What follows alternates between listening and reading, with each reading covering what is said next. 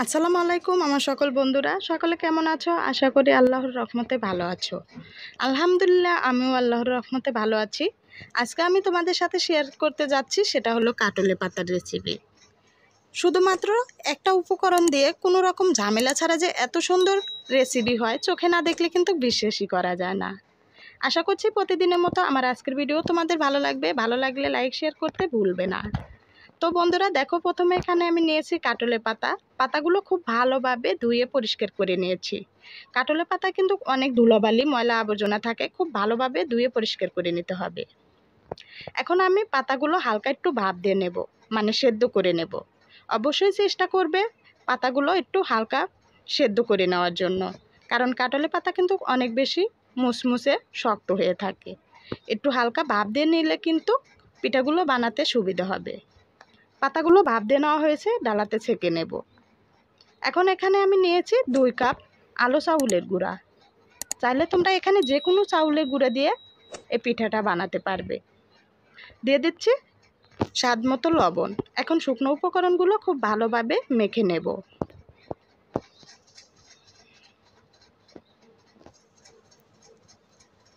এখন দিয়ে দিচ্ছি সাধারণ তাপমাত্রার পানি অল্প অল্প করে দিয়ে বেটারটা বানিয়ে নেব। বেটারটা কিন্তু বেশি পাতলা করা যাবে না, স্বাভাবিক মতো একটু গাঢ় করেই কিন্তু বেটারটা বানিয়ে নিতে হবে, মানে ঘন করে। বেটারটা বানানো হয়েছে, এখন আমি তোমাদের দেখাচ্ছি বেটারটা কতটা ঘন করেছি। দেখো, চামচের গায়ে যখন এভাবে লেগে থাকবে তখন কিন্তু বেটারটা বানানো হয়ে যাবে। বেটারটা বানানোর জন্য 1 কাপ পানি নিয়েছিলাম, সামান্য একটু পানি বেঁচে গেছে। এখানে আমি বেটারটা কিছুটা আলাদা করে নিচ্ছি কালার করার জন্য। এখানে আমি 4 রকমের কালার নিয়েছি সবুজ কালার, লাল কালার, কমলা কালার, গোলাপি কালার, আর সাদাটা তো থাকছেই সাথে। তাহলে কালারটা নাও করতে পারো, এটা সম্পূর্ণ অপশনাল। তবে কালারটা করলে কিন্তু পিঠাগুলো দেখতে অনেক বেশি ভালো লাগে। এখন কালারগুলো খুব ভালোভাবে মিশিয়ে নেব। কালারগুলো খুব ভালোভাবে মিশিয়ে নেওয়া হয়েছে। এখন আমি পিঠাগুলো বানাবো।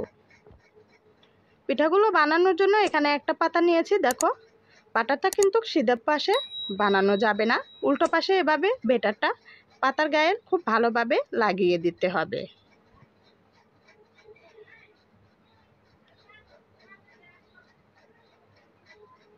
বেটারটা খুব ভালোভাবে পাতার গায়ে লাগিয়ে নিয়েছি। দেখো কতটা সুন্দর হয়েছে। এখন আমি এগুলো সেদ্ধ করে নেব। চুলাতে দিয়েছি একটা কড়াই, দিয়েছি পরিমাপ মতো পানি। এখন দিয়ে দিলাম একটা সিদ্ধি করা পাত্র। এখন এটাতে করেই আমি পিঠাগুলো ভেজে নেব। এখন একটা একটা করে পাতা আমি সেদ্ধ করে নেব, আর এভাবে একটা করে নামিয়ে নেব। আমি সবগুলো পাতা একইভাবে কিন্তু সেদ্ধ করে নিয়েছি, আর দেখতেও অনেক সুন্দর হয়েছে। এখন এগুলো আমি হালকা একটু রোদে 5 মিনিটের মধ্যে শুকিয়ে নেব। 5 মিনিট পর বন্ধুরা অনেকটাই কিন্তু পাতাটা শুকিয়েছে, আর পাতাগুলো এখন আমি ছাড়িয়ে নেব। কিভাবে পাতাগুলো ছাড়াতে হবে আমার হাতের দিকে লক্ষ্য করলে যে কেউ খুব সহজে কিন্তু এই পিঠাগুলো বানাতে পারবে। দেখো, নিজে থেকে কিন্তু পাতাগুলো খুব সহজেই ছেড়ে গেল। আর পাতার যে দাগগুলো, পাতার দেখো পিঠার গায়ে বসে গেছে, দেখতেও অনেক সুন্দর হয়েছে। একইভাবে আমি আরও একটা পাতা ছাড়িয়ে তোমাদের দেখাচ্ছি।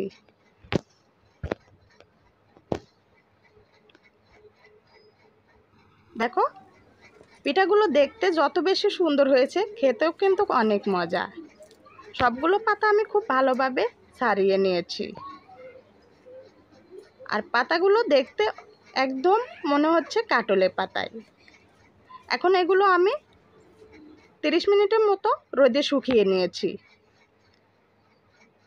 চাইলে এগুলো 6 মাস 1 বছর সংরক্ষণ করে খেতে পারবে, নষ্ট হবে না।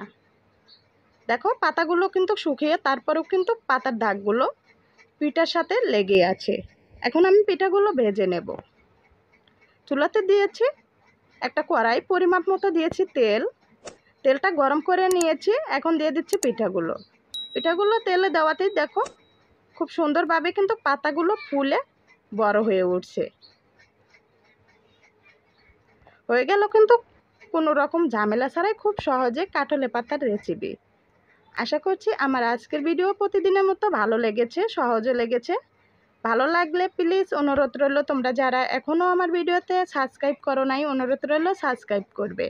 যারা অলরেডি সাবস্ক্রাইব করেছো তাদেরকে আমার পক্ষ থেকে অসংখ্য অসংখ্য ধন্যবাদ। ভিডিওটা ভালো লাগলে বন্ধুদের কাছে বেশি বেশি করে শেয়ার করবে, লাইক দিতে ভুলবে না। আজ এই পর্যন্ত, আবারও দেখা হবে নতুন কোনো ভিডিও নিয়ে। আল্লাহ হাফেজ।